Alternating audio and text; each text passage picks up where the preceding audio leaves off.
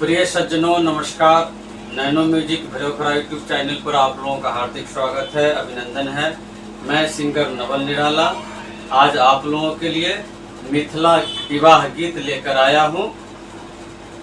मंगल गान हरदी चढ़ावन गीत, तो आप लोग सुने, आनंद ले और लाइक सब्सक्राइब शेयर जरूर करें। सिए मांडवी उर्मिला सुत के रते बरबाम, चार कुंवर चारु कुंवरी तुलसी करत प्रणाम। मंगलमय मिथिलापुरी मंगल भवन विदेह, मंगल निधि श्री जानकी मंगल करण स्नेह।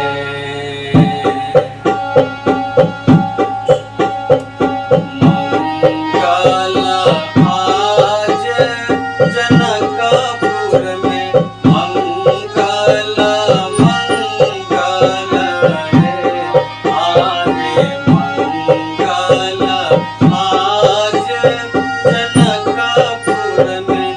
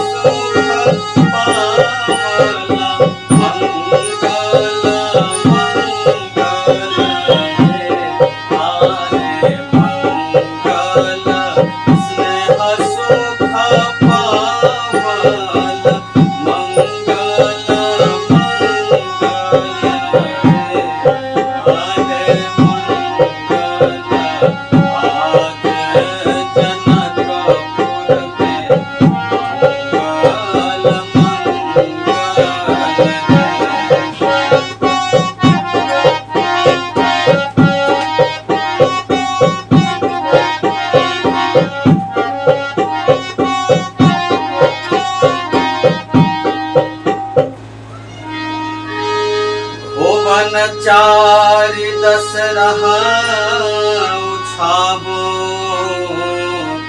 जनक सुता रघु मेरे विवाह